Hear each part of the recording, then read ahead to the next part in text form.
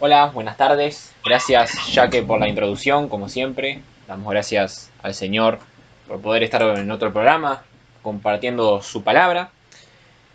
Mis hermanos, estamos ya en nuestro último programa, mejor dicho, nuestro último episodio de las doctrinas de la gracia. En el día de hoy vamos a enseñar la última doctrina. Es una serie que nos llevó en total 6 mensajes y hoy ya estamos en el último. Y quiero dar un repaso de qué fue lo último que dimos la semana pasada. En nuestro último programa hablamos acerca del llamado eficaz. Vimos que hay un llamado general, que es para todos, pero luego hay uno que es particular, que es para los escogidos de Dios, donde a través del Evangelio esos escogidos de Dios vienen en arrepentimiento y fe y conocen a Cristo. En el día de hoy nosotros veremos nuestra última doctrina y con eso vamos a concluir esta serie. Hoy vamos a enseñar la doctrina de la gracia que preserva o la perseverancia de los santos. La mayoría de la gente lo llama la perseverancia de los santos. Yo en este caso la voy a llamar gracia que preserva. Donde veremos que todo aquel que está en Cristo, nada ni nadie lo va a poder separar de su Señor. Los escogidos de Dios estarán en los cielos adorando al Rey de Reyes y Señor de Señores. Es una afirmación. Los escogidos de Dios van a estar en los cielos adorando al Rey de Reyes y Señor de Señores. Eso es lo que vamos a ver hoy. Para eso en el mensaje de hoy lo dividí en 3 puntos. Primero, vida eterna. Segundo, perseverancia. Y tercero, puestos los ojos en Jesús. Primer punto, vida eterna. Segundo punto, perseverancia. Tercer punto, puestos los ojos en Jesús. Pero antes de arrancar con el mensaje, quiero orar y pedir la dirección del Señor. Padre que estás en los cielos, te damos gracias, Padre, por este tiempo que podemos compartir tu palabra, por este tiempo que podemos estudiar tu palabra, Señor. Te pedimos que en este último mensaje de esta serie, Señor, seas tú hablando en nuestras vidas a través de tu palabra, Señor. Que todo lo que veamos, lo veamos a la luz de la Biblia, Padre. No importa aquí nuestras opiniones, no importa aquí nuestras definiciones, lo que importa es lo que dice la Escritura, Señor. Que tú nos ayudes a sumergirnos en la verdad de tu palabra, que el Espíritu Santo sea nuestro maestro en esta tarde, enseñándonos esta gran verdad, Padre. Somos tuyos y seremos tuyos para toda la eternidad, Padre. Cristo nos compró con su sangre, Señor, y nada ni nadie puede cambiar esa realidad, Señor. Ayúdanos a entender esta verdad, Señor, y ayúdanos a seguir adelante, puestos los ojos en Jesús, Señor.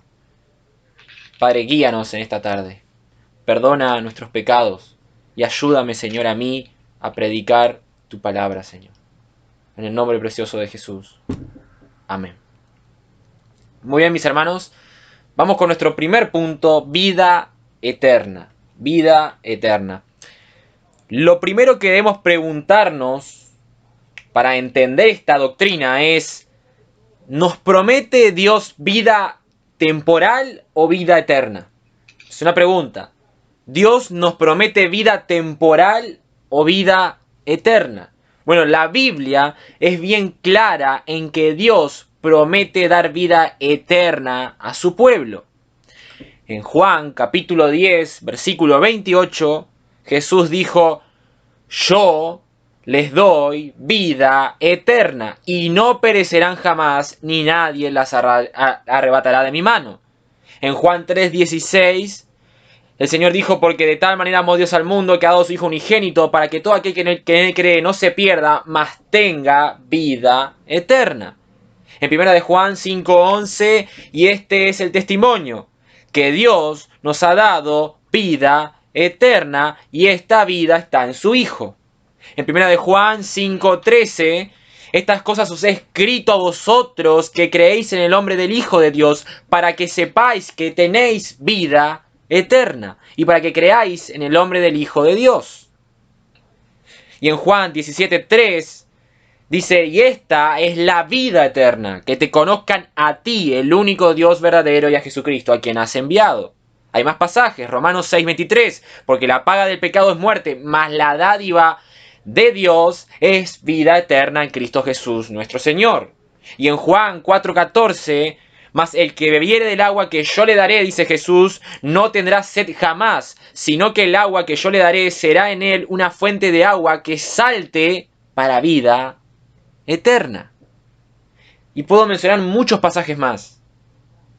La Biblia es clara, Dios da vida eterna a su pueblo. No es una vida temporal, de un día estoy en Cristo y mañana no. No, es una vida eterna la que nos da el Señor. Ahora, ¿qué es la vida eterna? Si nosotros vamos a Juan, volvemos al Evangelio de Juan, capítulo 17, versículo 3, que lo acabamos de leer, allí se nos da la respuesta.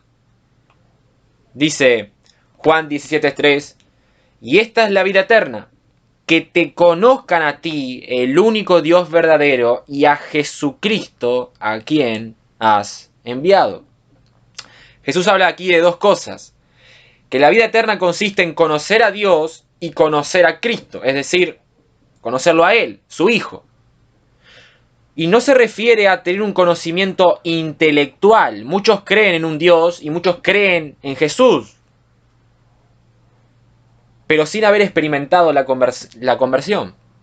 Aquí Jesús habla de una intimidad, de una relación viva con el Padre y con el Hijo. No basta solamente con tener en mi mente un conocimiento de que sí hay un Dios, sí hubo una persona que se llamó Jesús. No, debe ir más allá de eso. Jesús está hablando de una relación íntima con el Padre y con el Hijo. Mis hermanos, la vida eterna no es una cosa, no es un ideal, no es un palacio en los cielos. La vida eterna es Cristo. Cristo mismo es la vida. Jesús dijo, yo soy el camino, la verdad y la vida. Y en Juan 3:36 dijo Jesús, el que cree en el Hijo tiene vida eterna, pero el que rehúsa creer en el Hijo no verá la vida, sino que la ira de Dios está sobre él. Por lo tanto, nosotros los cristianos tenemos vida eterna. Hemos conocido al autor de esa vida, Jesús de Nazaret. Y esa vida eterna con Cristo, mis hermanos, no tiene fecha de caducidad. Yo soy de Cristo ahora y para siempre. Tú, mi hermano, eres posesión de Jesús. Él te compró con su sangre. Tú le perteneces a Él. Eres suyo. Sos su oveja. Y estás dentro de su redil. Y nada ni nadie va a cambiar esa realidad. Entonces, esta vida eterna aplica para aquí y para los cielos, cuando estemos con el Señor.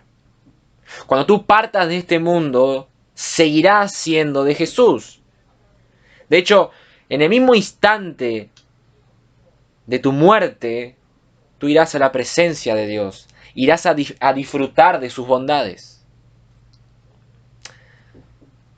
Timothy Keller, en un artículo, escribió dos respuestas frente a la vida eterna que tenemos con Dios. Y lo primero que dice Timothy Keller, y voy a citar, dice, primero, disfrutaremos de Dios por siempre, ya que Dios es trino en sí mismo, Padre, Hijo y Espíritu Santo, se han estado glorificando unos a otros, deleitándose, adorándose, amándose unos a otros. Y continúa diciendo el autor, por tanto, Dios tiene gozo infinito en sí mismo, y nosotros fuimos creados para compartir ese gozo, fuimos creados para glorificarle y participar de esa gloria y de ese gozo. Pero ninguno de nosotros, dice el autor, aún el cristiano más firme que pueda existir, ha experimentado ese gozo perfecto, cósmico, infinito y que crece infinitamente, porque todos adoramos otras cosas. Y por último dice, algún día seremos librados del pecado y entonces conoceremos y experimentaremos esa gloria y ese gozo y disfrutaremos a Dios por siempre. Fin de la cita. Mis hermanos, nosotros ya podemos disfrutar de Dios. De hecho, Dios quiere que nosotros disfrutemos de Él ahora, porque en los cielos nos vamos a deleitar en su presencia. Hay cristianos que tienen vidas muy secas, parecen no disfrutar de la presencia de su Señor, no hay gozo en sus vidas. Y eso es un peligro, porque se conforman con una simple religión. Es como que si no les gustara ser cristianos. Tú les preguntas si eres cristiano, sí, mirá, tengo que ir a la iglesia siempre, es un trabajo, es complicado. Pero un hijo de Dios no debería hablar así. Un hijo de Dios debe disfrutar de ser un hijo de Dios. Debe disfrutar del Padre, disfrutar del Hijo, disfrutar del Espíritu Santo. Debe haber una relación íntima con el Dios Trino. Uno debe leer la palabra con gozo, orar con gozo, congregarse con gozo, conocer a Dios con gozo, con motivación. Mi hermano, déjame hacerte una pregunta. ¿Qué es lo que más disfrutas en esta vida? Contéstate a ti mismo. ¿Qué es lo que más disfrutas de esta vida? Imagínense si Dios nos diera vida eterna en los cielos, pero que Él no estuviese en los cielos. Eso sería muy aburrido. Tendríamos una existencia infinita, pero nada más. Pero lo increíble del cielo es que Cristo estará allí. Eso es lo que hace atractivo el cielo. Veremos a Jesús tal cual es y disfrutaremos de nuestro glorioso Dios Trino. Entonces, cuando hablamos de la vida eterna, nos referimos primero a que vamos a disfrutar de Dios para siempre, ahora y en los cielos. Y lo segundo, dice el autor, y voy a leer de vuelta, dice, en segundo lugar, lo disfrutaremos en la nueva ciudad, en la nueva Jerusalén, en el cielo nuevo y la tierra nueva. Pero no experimentaremos este gozo cósmico en una condición puramente inmaterial, sino que estaremos en una creación material restaurada. Tendremos cuerpos resucitados como el cuerpo de Jesús, cuerpos físicos. Y lo que eso significa es que, tal como declara el cristianismo, el cuerpo y el alma, lo físico y lo espiritual, se unirán en perfecta armonía para siempre. Ninguna otra religión, dice el autor, lo ve de esta manera. No flotaremos como espíritus incorpóreos, sino que danzaremos, marcharemos, abrazaremos y seremos abrazados. Comeremos y beberemos en el reino de Dios. Quiere decir que nuestros anhelos más profundos serán saciados. Todas nuestras penas serán quitadas. Y termina el autor diciendo, haciendo estas preguntas. ¿Qué puede ser mejor que eso? Mi hermano, ¿qué puede ser mejor que eso? De estar en los cielos. La Escritura habla de que el Señor hará nuevos cielos, nueva tierra para su pueblo. Lo que se llama la Nueva Jerusalén. Allí nosotros tendremos cuerpos, así como los tenemos ahora. Tendremos cuerpos glorificados. Ya no morará el pecado en nosotros. Y adoraremos a Cristo de forma espiritual, pero también de forma física. Y esto escapa a nuestras mentes. De hecho, yo no tengo palabras para describir lo que será la Nueva Jerusalén. Pero quitemos esa idea del cielo de que seremos como los ángeles, que tendremos dos alas y un arpa en la mano, iremos de nube en nube tocando el arpa sin hacer nada, pura ociosidad, no. Allí en los cielos vamos a trabajar para el Señor. Y lo más increíble, ya no tendremos la lucha con el pecado. Podremos adorar a Dios de forma completa y única. Y uno podría preguntarse, bueno, Johan, todo eso está muy bueno, pero ¿qué tiene que ver con la doctrina de hoy? Bueno, lo que yo quiero que vean es que todo esto que estamos hablando nos espera a futuro. Esto es lo que nos espera a futuro. Disfrutar de Dios y la nueva Jerusalén, cuando estemos reunidos con el Señor. Entonces, lo primero que hay que entender es que Dios nos ha dado vida eterna. Y esa vida eterna no se puede perder. Mi hermano, esto es lo que te aguarda a ti. Disfrutar de Dios para siempre y estar en su presencia. Tú vas a ver a Jesús cara a cara. Aquel mismo hombre que caminó en esta tierra. Aquel hombre que enmudecía a todas las personas con sus maravillosas palabras. Ese hombre que cuando enseñaba a la gente se asombraba. Ese hombre que murió en la cruz y luego resucitó. Ese hombre que hoy está a la diestra de Dios. Ese hombre que lo gobierna todo. Ese Dios hombre que con una sola mirada penetraba hasta lo más profundo del ser. Con ese hombre tú tienes una cita agendada en los cielos. Jesús ya reservó esa cita. ¿No te agrada escuchar esto, mi hermano? De que vas a ver a Cristo en los cielos. De que vas a disfrutar de Dios para siempre. De que estarás con Él para siempre.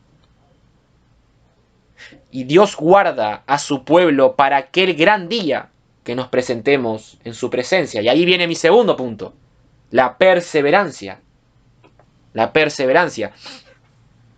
Como dijimos anteriormente, Dios nos da vida eterna. Por lo tanto, nosotros no podemos perder esa vida.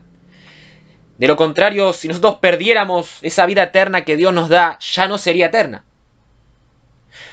Por eso Dios se encarga de que su pueblo persevere hasta el fin para ese gran propósito con el cual lo salvó. Y aquí ya podemos pasar a la definición de nuestra doctrina. La doctrina de la gracia que preserva o la perseverancia de los santos. Los cánones de Dort, en el artículo 10 de la quinta doctrina, dice lo siguiente. Voy a leer la definición. Artículo 10 de los cánones de Dort. A causa de estos, vuelvo a leer, a causa de estos restos de pecado que moran en el hombre, y también con motivo de las tentaciones del mundo y de Satanás, los convertidos no podrían perseverar firmemente en esa gracia, si fuesen abandonados a sus propias fuerzas. Pero fiel es Dios, que misericordiamente los confirma en la gracia que una vez les fue dada, y los guarda poderosamente hasta el fin. Me gusta cómo lo aclara los cánones de Dort. Si los convertidos, es decir, los cristianos, fuesen abandonados a sus propias fuerzas, no podrían perseverar hasta el fin. Mis hermanos, nosotros somos débiles. Los grandes hombres y mujeres de Dios no eran grandes por ellos mismos, sino porque tenían un Dios grande que los sostenía y los hacía brillar en este mundo. Y yo agradezco a Dios porque Él no me salva y me dice, bueno, Johan, ahora todo depende de vos. Si querés verme en los cielos, tenés que portarte bien y guardar tu salvación. Vamos arriba.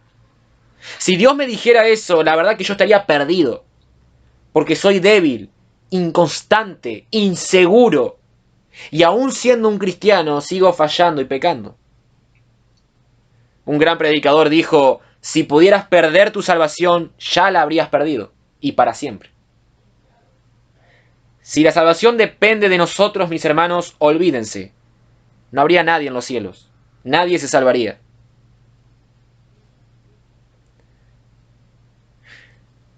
Ahora miremos la segunda parte del artículo de los cánones de Dort. Voy a volver a leer la definición. Dice, a causa de estos restos de pecado que moran en el hombre, y también con motivo de las tentaciones del mundo y de Satanás, los convertidos no podrían perseverar firmemente en esta gracia si fuesen abandonados a sus propias fuerzas.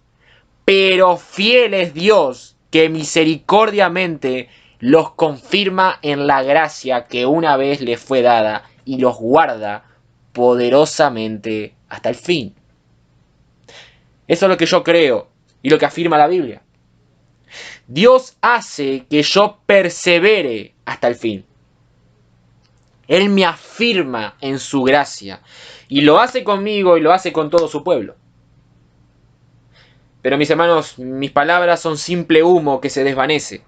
Déjenme mostrarles esta gran verdad a la luz de la Biblia. Por eso yo les pido que puedan ir abriendo sus Biblias en los versículos que yo voy a ir citando. Yo hice una selección de algunos pasajes que enseñan esta verdad. Vayan a Juan, capítulo 10. Juan 10, versículo 27 y 30. Voy a ir un poco despacio para que puedan buscar con sus Biblias los pasajes. Juan 10, versículo 27 y 30. Dice Jesús: mis ovejas oyen mi voz, y yo las conozco, y me siguen, y yo les doy vida eterna, y no perecerán jamás, ni nadie las arrebatará de mi mano. Mi Padre que me la dio es mayor que todos, y nadie las puede arrebatar de la mano de mi Padre. Yo y el Padre uno somos. Este pasaje es un ancla para la vida, porque son palabras del propio Jesús y son palabras muy fuertes las que está diciendo Jesús aquí. Él dice que sus ovejas no perecerán jamás, ni nadie las arrebatará de su mano. Tranquilamente yo podía terminar mi mensaje aquí, mis hermanos. Ya está, Jesús ya lo dijo todo. Es bien claro el Señor. Mis ovejas oyen mi voz y me siguen, yo les doy vida eterna y no perecerán jamás, ni nadie las arrebatará de mi mano.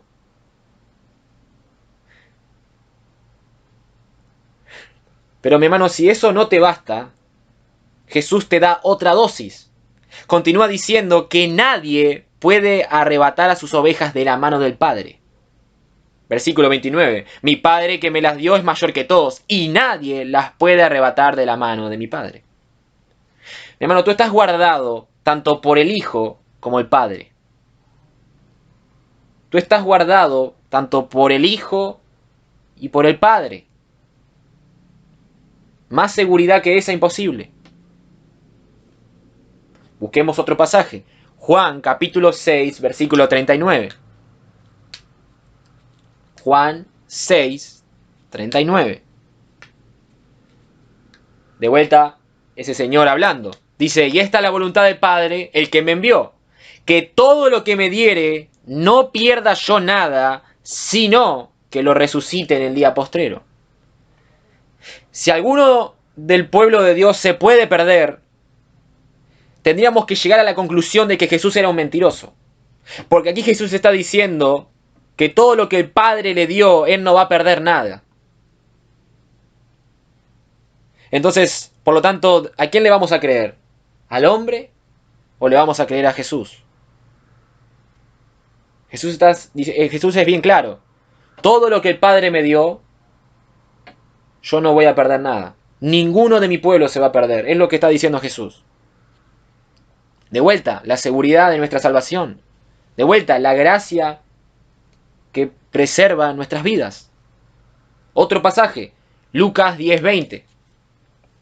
Lucas, capítulo 10, versículo 20.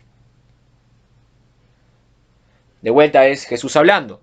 Pero no os regocijéis de que los espíritus se os sujetan, sino regocijaos de que vuestros nombres están escritos en los cielos.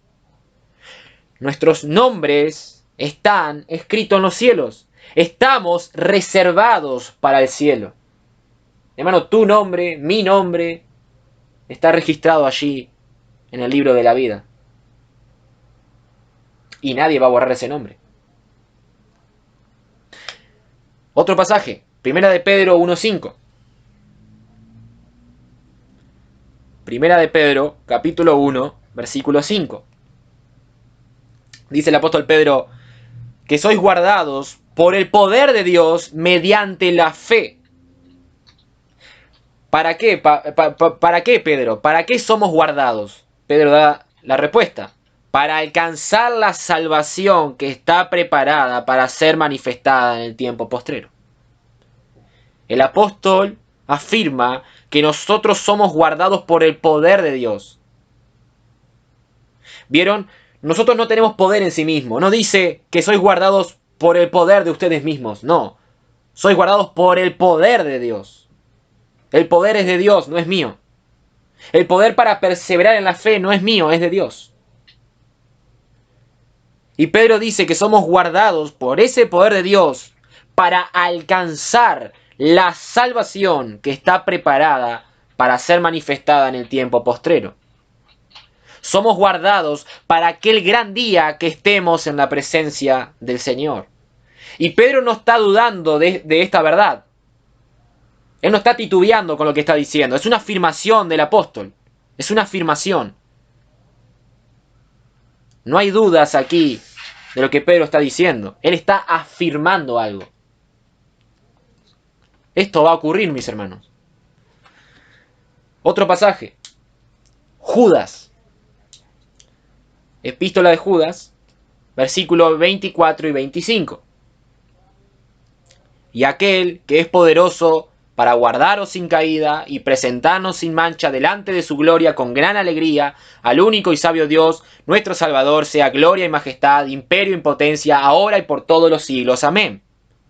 Obviamente el pasaje está hablando de Dios, diciendo que Dios es poderoso. ¿Para qué? Para guardarnos sin caída. No soy yo quien me guardo a mí mismo, sino que es Dios. Y Judas aclara que Dios nos guarda sin caída y nos presentará sin mancha ante su gloria.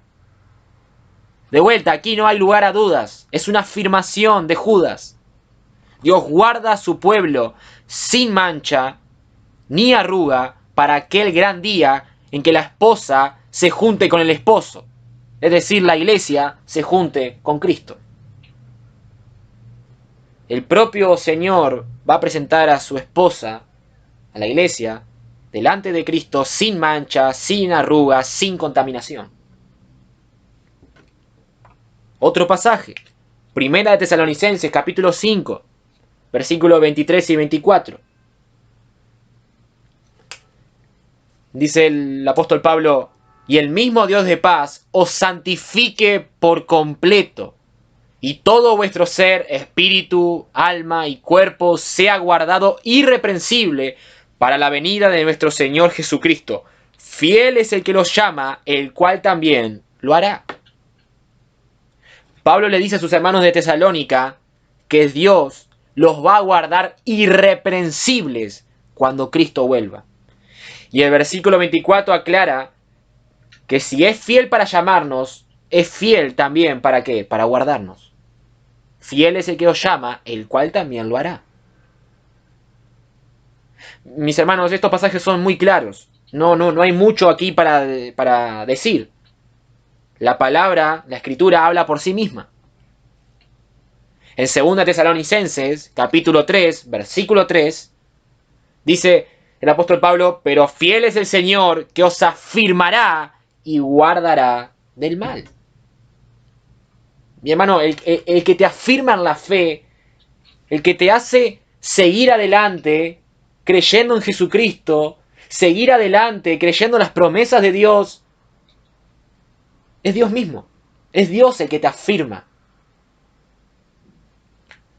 Segunda de Timoteo, capítulo 4, versículo 18. Dice: y el Señor me librará de toda obra mala y me perseverará para su reino celestial. A Él sea la gloria por los siglos de los siglos. Amén. Estas son casi las últimas palabras de Pablo. Sabemos que 2 de Timoteo fue su última carta antes de morir. Pero miren la firmeza de este hombre. Dice que el Señor lo perseverará para su reino celestial. Pablo sabía que ni bien partiera de este mundo, él estaría en la presencia de Dios. No había dudas para el apóstol. Pablo no es que dormía en las noches pensando: me iré para el infierno, voy a ir al cielo, ¿qué va a pasar con mi vida? No, Pablo dice: Dios me va a perseverar para su reino celestial. Y Pablo estaba seguro de eso. Nosotros somos del reino celestial y nadie puede quitarnos esa patria que Dios nos ha dado. Nadie. Otro pasaje, Romanos capítulo 8, versículo 28 al 30. Y sabemos que a los que aman a Dios, todas las cosas le ayudan a bien. Esto es, a los que conforme a su propósito son llamados. Porque a los que antes conoció, también los predestinó, para que fuesen hechos conformes a la imagen de su Hijo, para que Él sea el primogénito entre muchos hermanos. Y a los que predestinó, a estos también llamó, y a los que llamó, a estos también justificó, y a los que justificó, a estos también glorificó. Lo interesante de este pasaje es que el apóstol habla en pasado. Lo que el apóstol cuenta aquí es algo que él da por sentado en nuestras vidas. Él dice, predestinó, llamó, justificó, glorificó. Son todas palabras en pasado. La palabra glorificó se refiere a cuando Cristo vuelva por su pueblo, y los muertos en Cristo y aquellos que estén vivos resucitarán con nuevos cuerpos, donde el pecado ya no morará en nosotros, sino que va a desaparecer. Y ahí nos reuniremos con Cristo. Eso es la glorificación. Es lo que el apóstol Pablo decía en 1 Tesalonicenses capítulo 4, versículo 16. Porque el Señor mismo, con voz de mando, con voz de arcángel y con trompeta de Dios, descenderá del cielo, y los muertos en Cristo resucitarán primero. Luego nosotros, los que vivimos, los que hayamos quedado, seremos arrebatados juntamente con ellos en las nubes para recibir al Señor en el aire. Y así estaremos siempre con el Señor. Por lo tanto, alentaos los unos a los otros con estas palabras. Nosotros debemos alentarnos con esta verdad, de que Cristo volverá por su pueblo y seremos glorificados. Eso es algo seguro en nuestras vidas, eso es algo que va a ocurrir. Cristo vuelve por su iglesia, y todos aquellos por los cuales Él murió en la cruz, que compró con su sangre, van a ser suyos y estarán en su presencia. Ninguno se va a perder, ninguno.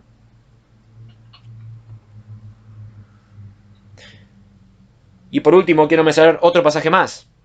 Hebreos 7:25. Hebreos 7:25.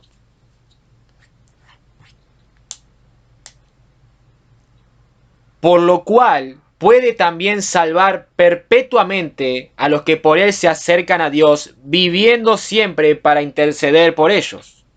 El pasaje está hablando de Cristo, obviamente, diciendo por lo cual también puede salvar perpetuamente a los que por Él, es decir, a los que se acercan a Jesús, a los que por medio de Jesús se acercan a Dios, viviendo siempre para interceder por ellos. Mis hermanos, ¿saben por qué nosotros no podemos perdernos? Por el simple hecho de que Cristo está a la diestra de Dios intercediendo por nosotros. Si alguna de sus ovejas se pudiera perder, nosotros deberíamos llegar a la conclusión de que la intercesión del Hijo no es suficiente para mantener a su pueblo.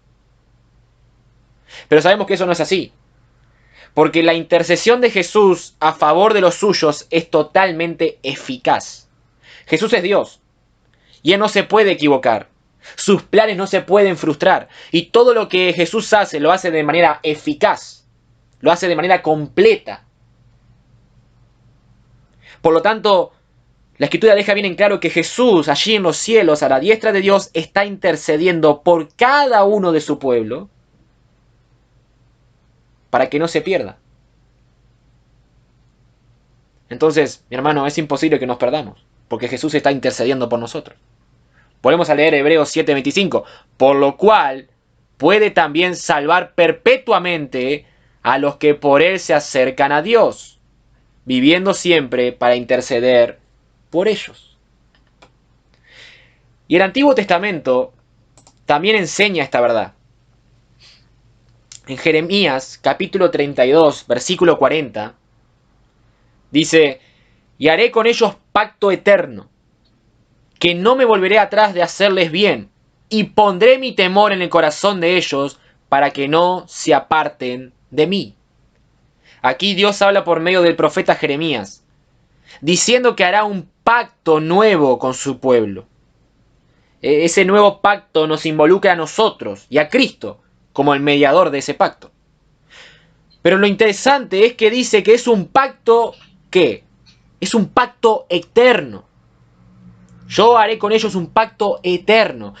Y luego concluye de que su pueblo no se apartará de él. El pueblo de Dios, las ovejas de Dios, no se apartan del Señor. Podemos tener tropiezos, podemos tener caídas. Incluso hasta algunos pueden perderse, entre comillas, temporalmente. Pero si son del redil de Cristo, van a volver. Ya lo he dicho, pero no me gusta cuando la gente utiliza esa frase de soy un cristiano apartado. No me gusta eso. Porque Jesús dice que sus ovejas oyen su voz y la siguen. Entonces, ¿por qué tú no sigues la voz de Jesús? Esa es la pregunta que debemos hacernos. Si tú dices ser un cristiano apartado, ten cuidado porque Jesús dice que las ovejas de él oyen su voz y le siguen. Jesús nunca habló acerca de un cristianismo para gente apartada. En la mayoría de los casos, la gente que dice que está apartada ni se congrega. Y es imposible que un cristiano no se congregue por tanto tiempo. No es posible. Un hijo de Dios siempre va a tener la necesidad de congregarse. Y, ¿saben? Y esto es mi opinión nomás. Pero yo creo que decir que soy un cristiano apartado está muy de moda hoy en día. Porque la gente al decir eso se identifica con el cristianismo, pero sin ningún compromiso. De alguna manera eso les calma en su conciencia. Pero se engañan a sí mismos. Es como decir, sí, soy un hijo de Dios. Pero bueno, viste, ahora estoy apartado. Pero mira que yo soy salvo, soy un hijo de Dios. Mi hermano, Dios no tiene un pueblo apartado. Dios tiene un pueblo que lo sigue y lo adora. Y la marca de un verdadero cristiano es que siga a Cristo. No de forma perfecta. Podrá caer y va a caer varias veces. Pero Dios extiende su mano y lo vuelve a levantar. Como dijo el salmista en el Salmo 125:1, los que confían en Jehová son como el monte de Sión, que no se mueve, sino que permanece para siempre. Entonces quitemos esa idea del cristianismo apartado, del cristiano apartado. Está de moda utilizar eso hoy en día. Pero a la luz de la Biblia no existe los cristianos apartados. Y quiero que veamos un ejemplo en la Biblia. Ya hemos visto muchos pasajes que enseñan esta verdad. Yo solamente mencioné algunos, hay muchos más. Pero observemos un poco la vida de Pedro. Si hay alguna persona en la Biblia que siempre fue propenso al fracaso, ese era Simón Pedro. A juzgar por el relato bíblico, ninguno de los discípulos del Señor, excepto Judas, que lo traicionó, a excepción de Judas, ninguno tropezó con tanta frecuencia o más miserablemente que Pedro. Pedro fue el discípulo con la boca grande. Era muy impetuoso, errático, indeciso y a veces cobarde. Era una persona muy impulsiva. Y en varias ocasiones tuvo fuertes reproches por parte del Señor. Todos recuerdan las palabras de Jesús en Mateo 16:23 dirigidas a Pedro. Quítate delante de mí, Satanás. Me eres tropiezo, porque no pones la mira en las cosas de Dios, sino en la de los hombres. Eso le dijo Jesús a Pedro. Palabras durísimas. Y la vida de Pedro es una prueba de que la experiencia espiritual de un verdadero cristiano a menudo está llena de altibajos. Pero la vida de Pedro también ilustra otra gran verdad bíblica. El poder de Dios que guarda. El poder de Dios que guarda. Jesús le dijo a Pedro, el gallo no cantará hoy antes que tú me niegues 3 veces que me conoces. Y Pedro lo negó 3 veces. Él dijo, yo no conozco a este hombre. 3 veces lo dijo. ¿Falló Pedro? Sí, miserablemente sí. Ahora, ¿fue vencida la fe de Pedro? Nunca, jamás. Pedro falló, pero su fe nunca fue vencida. ¿Saben por qué? Porque Cristo lo volvía a levantar. Cristo lo volvía a levantar. La noche en que Jesús fue traicionado,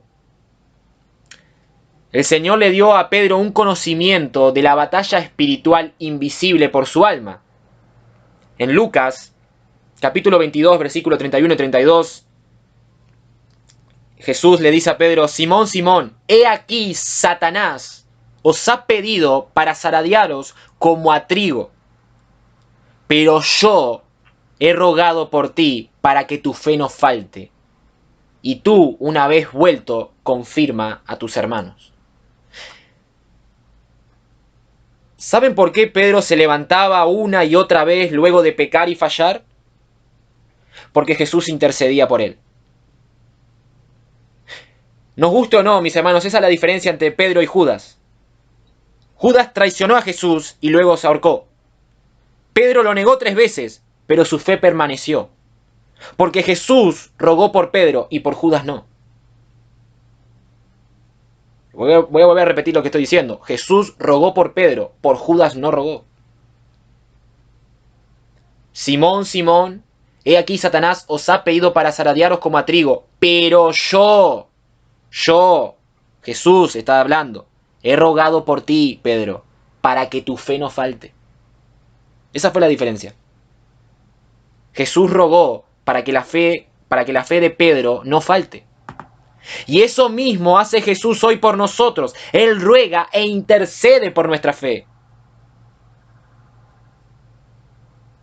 Hermano, en tu vida como cristiano te habrás caído muchas veces.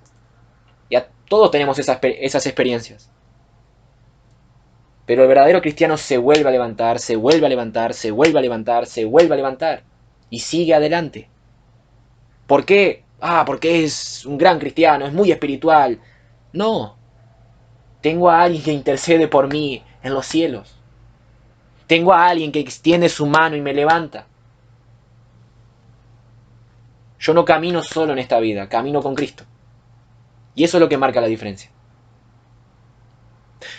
Ahora que ya hemos visto lo que la Escritura tiene que decir de esta doctrina, quiero que veamos algunas objeciones que se levantan contra esta verdad. La primera objeción es que muchos dicen que esta doctrina no puede ser cierta porque hay gente que era cristiana y que ahora no lo es. Todos hemos escuchado eso, creo, en nuestras vidas. No, fulanito perdió la salvación, fulanito era un hijo de Dios, se congregaba, pero mira ahora, está en el mundo. Pero ahí hay un problema, porque la apostasía nunca involucra directamente a los hijos de Dios. Escuchen bien, la apostasía nunca involucra directamente a los hijos de Dios. Me refiero a que ningún verdadero cristiano se va a apartar del Señor. Ningún verdadero cristiano va a apostatar de la fe. Cuando la gente apostata de la fe, apostatar de la fe significa abandonar a Cristo, darle la espalda a Dios. Cuando la gente hace eso, lo que está manifestando es que nunca estuvieron en la fe. No importa si era un pastor, si era un misionero, si nació en una familia cristiana, si esa persona le da la espalda completamente a Dios, esa persona manifiesta su verdadera condición de que jamás fue un hijo de Dios. Aparentó ser un hijo de Dios, estaba en la iglesia, pero no era de Cristo. Jesús dejó bien en claro: mis ovejas oyen mi voz y me siguen. Esa es la marca de un cristiano, que siga a Jesús. Y aquel que de un momento a otro deja de seguirlo, se va, se aparta totalmente, está manifestando su verdadera condición de que jamás se arrepintió verdaderamente. Eso es lo que dijo, eso es lo que tenía en mente el apóstol Juan. En 1 de Juan, capítulo 2, versículo 19, dice Juan: salieron de nosotros, pero no eran de nosotros. Porque si hubiesen sido de nosotros, habrían permanecido con nosotros. Pero salieron para que se manifestase que no todos son de nosotros. Bien claro. Se ve que cuando Juan estaba escribiendo esta epístola a sus hermanos, algunos estaban abandonando la fe. Pero Juan dice que esto sucedió para que se manifieste que no todos son de nosotros. La gente que se va y no vuelve deja en claro que jamás conoció a Cristo. Jamás tuvo una conversión genuina. Mis hermanos, no todos los que están en las iglesias son hermanos en la fe, no todos. Hay muchos que están dentro de las 4 paredes evangélicas, pero no son ovejas del Señor. Aún siguen en sus pecados. Lo que pasa es que ellos se mezclan con el pueblo de Dios. Y por un tiempo aparentan una conversión, pero luego se manifiesta que no es así. La verdad siempre sale a la luz. Dios siempre se encarga de sacar la luz. Dios siempre se encarga de sacar la verdad a la luz. Recuerdo un compañero que empezó a venir a nuestra congregación. Era un muchacho de mi edad. Y ese muchacho tuvo un discipulado. Me acuerdo que hicimos un discipulado juntos en nuestra congregación. Él fue a un campamento conmigo. Nos juntábamos a hablar de Dios. Y estuvo varios meses así, reenchufado. Parecía como que tuvo una verdadera conversión. Y nosotros no somos quienes para andar dudando. Bueno, este es de Dios, este no es de Dios. No, nosotros debemos... nosotros no conocemos el corazón. Solamente Dios conoce el corazón. Entonces, si una persona dice que se ha convertido a Cristo, nosotros debemos creer fielmente en eso. Aunque luego sus frutos van a manifestar esa verdad, ¿no? Por sus frutos los conoceréis, dijo Jesús. Pero un día, ese muchacho me dijo, mirá, yo ya no creo en ese Dios de la Biblia. Y chau, desapareció. Fue algo abrupto. Y esas cosas suceden tristemente, mis hermanos. Judas caminó 3 años con Cristo. Y alguno podría decir, bueno, Judas perdió su salvación. No, la realidad es que Judas caminó con Jesús 3 años, pero nunca creyó verdaderamente en él. Uno puede estar en una iglesia, pudo haberse bautizado, puede ser hasta miembro de una iglesia y no ser un cristiano. Por eso uno debe examinarse, como decía el apóstol Pablo, examinaos a vosotros mismos si estáis en la fe. Entonces, la apostasía nunca involucra directamente a los hijos de Dios. Ni un hijo de Dios verdadero va a apostatar de la fe. Otra segunda objeción que se levanta contra esta doctrina es que hay pasajes que indican que los cristianos pueden perder su salvación. Hay pasajes que dan a entender eso. Yo solamente voy a mencionar uno, por temas de tiempo, pero es uno de los que más se utilizan. Y estoy seguro que muchos capaz que lo habrán escuchado, este argumento. Filipenses 2:12. Por tanto, amados míos, como siempre habéis obedecido, no como en mi presencia solamente, sino mucho más ahora en mi ausencia, ocupaos en vuestra salvación con temor y temblor.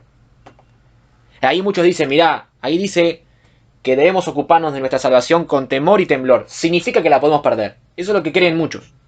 Aunque el pasaje no habla de nada, de que se puede perder la salvación, pero esa es la conclusión de muchos. La palabra griega ahí, ocupaos, significa trabajar en algo sin interrupción hasta terminarlo. Mis hermanos, es obvio que un cristiano debe ocuparse en su salvación con temor y temblor, pero no por miedo a perderla. El pasaje nunca dice eso. Dios me ha dado salvación eterna. Y si Él me ha dado esa salvación eterna, ¿cómo yo voy a descuidar ese regalo tan precioso que Él me ha dado? Yo me ocupo de mi salvación con temor y temblor. Claro que sí. Pero no porque tenga miedo a perderla, sino porque es un regalo que el Padre me ha dado. Yo me ocupo de mi salvación porque amo a Dios. Y quiero servirlo a Él y vivir para Él. Y sé que mi salvación no depende de nada de mí, sino que es puramente por la gracia de Dios. Pero mis hermanos, no podemos leer Filipenses 2:12 sin leer Filipenses 2:13. Muchas veces hacemos eso. Agarramos un versículo de la Biblia y lo sacamos fuera del contexto.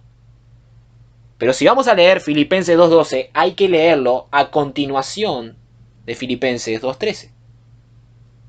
Dice Filipenses 2:13, porque Dios es el que en vosotros produce así el querer como el hacer para su buena voluntad. ¿Vieron? Pablo viene hablando de lo mismo en el versículo 12 y versículo 13. Pablo lo que está haciendo es continuando con lo que anteriormente ha mencionado. Ocupaos en vuestra salvación con temor y temblor, porque Dios es el que en vosotros produce así el querer como el hacer por su buena voluntad.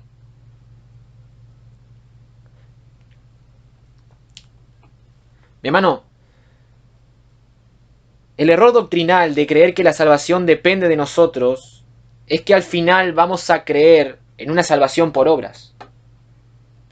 Es decir, Dios me salva, pero luego depende de mí. Depende de mí mantener esa salvación. Y al final vamos a depender del hombre y no de Dios. Y si mañana yo estoy en los cielos, no va a ser por el poder de Dios que me guardó, sino gracias a mí, porque fui yo el que perseveré en la fe. A fin de cuentas, Dios me salva por gracia, pero yo mantengo mi salvación por obras. Y Pablo dijo en Gálatas que ningún hombre es justificado por las obras de la ley. Entonces no podemos creer que la salvación, luego de recibirla, depende de mí. No es compatible a la luz de la Biblia. Y si fuese así, yo tendría algo de qué jactarme. Y la gloria ya no sería para Dios. Yo quiero hacer ahora... Quiero que por un momento supongamos que la salvación se perdiera. Vamos a suponer que la salvación se puede perder. Mi pregunta es, ¿cada cuántos pecados se perdería la salvación? 1, 2, 3, 100. El pecado aún mora en mí. Y hasta que Cristo no vuelva, no seré glorificado, mis hermanos. Y ya ahí deberíamos sacar nuestras propias suposiciones, y eso ya no me gusta. Yo prefiero anclarme en la Biblia. Y no me imagino a un cristiano orando, Dios, devuélveme la salvación. David, luego de su pecado con Betsabé y Urías, dijo en el Salmo 51, devuélveme el gozo de tu salvación. El gozo, no la salvación. David tenía una doctrina correcta. Él creía en la seguridad de la salvación. Él no fue y le dijo, Dios, dame de vuelta la salvación. No, dame el gozo de tu salvación, que es muy distinto. Y ese hombre pecó gravemente. Cometió adulterio y homicidio. Y aún así le pidió a Dios, dame el gozo de tu salvación. David sabía que era un hijo de Dios, siempre lo supo. Obviamente su relación con el Señor estaba muy mal por ese pecado y él no se había arrepentido, pero él seguía siendo un hijo de Dios. Además, mis hermanos, si tú le pides la salvación de vuelta a Dios, ¿cómo sabes que la vas a recibir de vuelta? ¿Cómo sabes? Es imposible. Se dan cuenta de que si abrazamos esta doctrina de la inseguridad de la salvación, caemos en una incertidumbre total. Yo no podría dormir tranquilo por las noches si esta doctrina fuese cierta. Tendría muchas dudas. ¿Soy salvo? ¿No soy salvo? ¿Me voy al infierno? ¿No me voy al infierno? ¿Soy de Cristo? ¿No soy de Cristo? Y Dios no es un Dios de dudas, sino de seguridad y firmeza. Y una tercera objeción que se levanta contra esta doctrina es que muchos creen que esta doctrina enseña la libertad del pecado. Algunos pueden sacar esta conclusión. Bueno, si soy un hijo de Dios y salvo siempre salvo, entonces voy a vivir como se me da la gana. Pero esa forma de pensar no es la de un cristiano.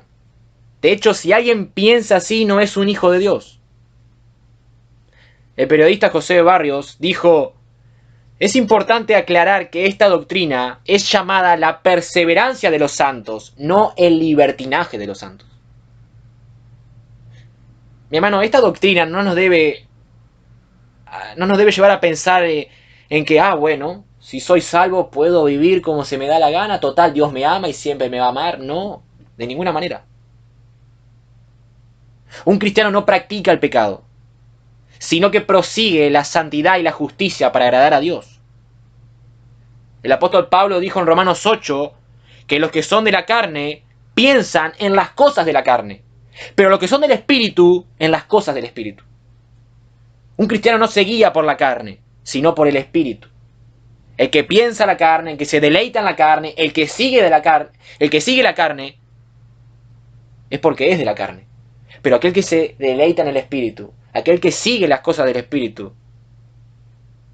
es un verdadero cristiano. Entonces, La seguridad de nuestra salvación no debe dar lugar a que pequemos, sino a que sigamos adelante agradando a Dios.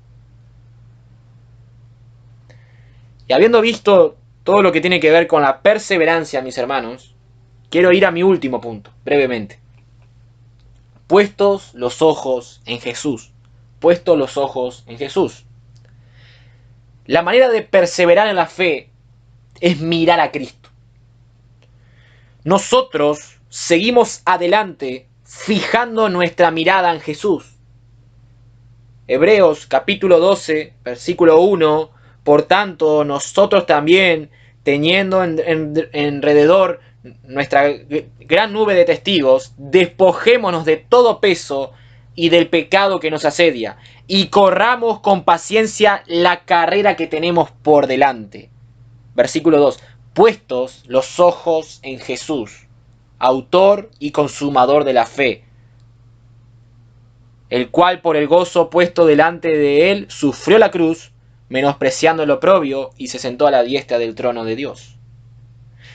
Mi hermano, si tú vas a ir en tu vida cristiana mirándote a ti mismo, vas a ver inestabilidad, desconfianza, inseguridad y pecado. Pero si tú miras al Hijo, verás seguridad, estabilidad, confianza y perfección. Me he caído muchas veces en mi vida como cristiano. Y en ocasiones hago lo que no quiero, como decía Pablo en Romanos. Y a veces mi vida espiritual mengua. Pero es ahí cuando yo elevo mis ojos a Jesús. Y Él me levanta. Él me da nuevas fuerzas para seguir adelante persiguiendo la voluntad de Dios.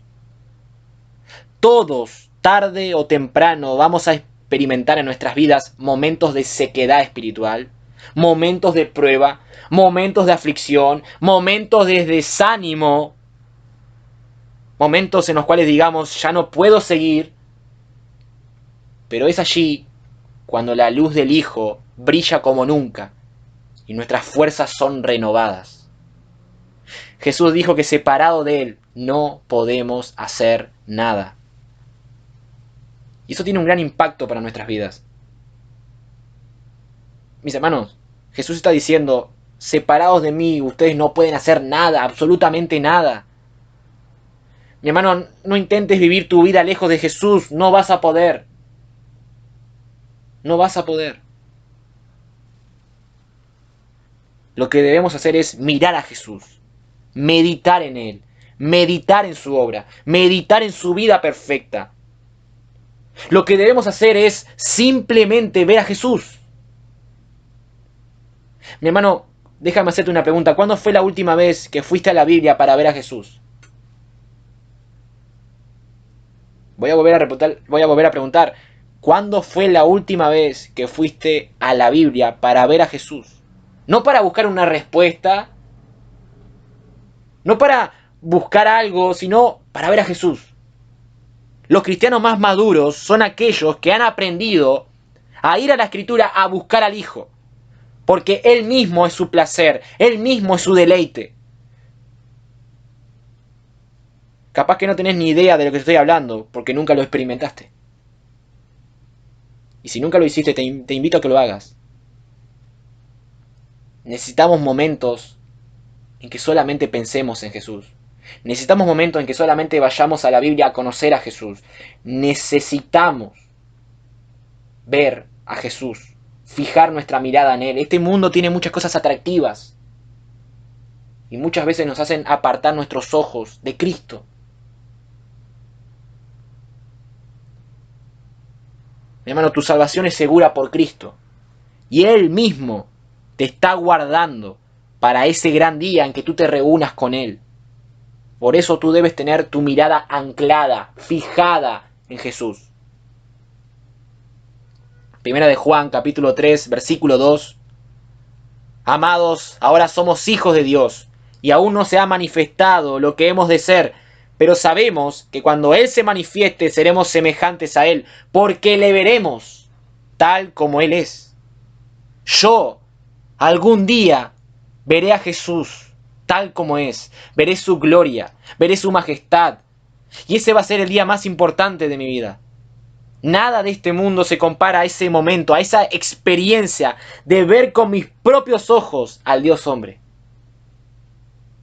Yo espero ese momento en el que el Salvador me diga: bien, buen siervo y fiel. Sobre poco has sido fiel, sobre mucho te pondré. Entra en el gozo de tu Señor. Yo espero ese momento. Yo anhelo ese momento. Yo quiero ese momento. Y este último punto, mis hermanos, lo escogí a propósito porque nosotros perseveramos mirando a Jesús, no a nosotros, sino a Jesús. Él es el héroe de esta historia. Él me salvó, Él me guarda, Él intercede por mí en los cielos. Es a Él a quien voy a ver en los cielos. Por favor, hermano, pon tus ojos en Jesús. Si querés perseverar en la fe de manera eficaz, pon tus ojos en Jesús. Para terminar con el mensaje, a modo de aplicación, no dudemos de la salvación que Dios nos ha otorgado, mis hermanos. Tú eres una oveja de Cristo y algún día estarás en los brazos del Salvador. Sigue adelante, puestos los ojos en Jesús, no quites tu mirada de Él. El mismo Dios que te salvó por gracia es el mismo Dios que te mantiene por gracia. No es en tus fuerzas, sino en las fuerzas del Señor. Tú tienes un futuro glorioso en los cielos. No dejes que una mala doctrina te haga pensar lo contrario. El apóstol Pablo llegó a una conclusión en Romanos capítulo 8. Él dijo: ¿quién nos separará del amor de Cristo? ¿Tribulación? ¿O angustia? ¿O persecución? ¿O hambre? ¿O desnudez? ¿O peligro? ¿O espada? Y más adelante dice: antes en todas estas cosas somos más que vencedores por medio de aquel que nos amó. Por lo cual, dice el Pablo, estoy seguro que ni la muerte, ni la vida, ni ángeles, ni principados, ni potestades, ni lo presente, ni lo porvenir, ni lo alto, ni lo profundo, ni ninguna otra cosa creada, es decir, si hubiese algo en esta vida que te hiciera apartar de Dios y perderte en el mismo infierno, Pablo dice: tranquilo, nada te puede separar del amor de Dios que es en Cristo Jesús nuestro Señor. Hermano, cree en eso. Tú tienes un futuro glorioso. Disfruta de Dios ahora. Camina con tus ojos puestos en Jesús. Y piensa en la eternidad. Esta doctrina nos ayuda a pensar en lo que está por venir. En las cosas del cielo. En las realidades espirituales. En las realidades eternas. Es necesario despegar un poquito nuestros ojos de acá y ver un poco más las cosas celestiales. Y aquellos que aún no conocen al Señor, yo quiero decirles que los cristianos somos salvados por gracia y vivimos por gracia. Y de la misma manera los pecadores deben abrazar esa gracia del Padre. Si hay alguien aquí que no conoce al Señor, yo le invito a que se aferre a la gracia de Dios, la cual provee salvación a través de Jesús. Tú no puedes hacer nada para obtener la salvación, mi amigo. No puedes hacer nada. La salvación no se gana. Es un don de Dios que Él da gratuitamente al pecador que se arrepiente y cree en su Hijo, que dio su vida en la cruz del Calvario por los pecadores. Tú debes creer en eso. Debes arrepentirte y Dios te va a recibir dentro de su pueblo. Acepta la gracia de Dios ofreciendo salvación a través de su Hijo. Vamos a orar. Padre, gracias, Señor, por tu palabra. Señor, esta doctrina nos ayuda a vernos aquí. Padre, tenemos un largo camino por delante como cristianos en estas vidas, Señor. A veces tropezamos, Padre, a veces caemos, pero tú nos vuelves a levantar, Señor. Padre, tenemos un futuro glorioso en los cielos que tú has preparado para tu pueblo. Algún día veremos a Jesús cara a cara, Señor. Algún día estaremos adorándolo de forma perfecta, donde ya el pecado no va a morar en nosotros. Señor, gracias porque nos ayudas a seguir adelante. Si la salvación dependiese de nosotros, Padre, estaríamos perdidos, porque somos débiles, inestables, inconstantes. Pero Padre, tú nos sostienes, tú nos guardas y tú nos ayudas a seguir adelante. Y es hermoso saber de que a tu diestra está Cristo, intercediendo por todo su pueblo, para que nuestra fe no falte. Gracias, Señor, porque esto es un consuelo para nuestras vidas, saber de que tú nos guardas, saber de que estamos seguros en tus manos y saber de que algún día estaremos en tu presencia, Padre. Gracias, Señor. Y te pedimos por si alguien que no te conoce escucha este mensaje, que pueda venir a Cristo en arrepentimiento y fe. Que se aferre a tu gracia, Señor. Gracias, Señor. En el nombre de Jesús. Amén. Mis hermanos, quiero dar un breve aviso nomás.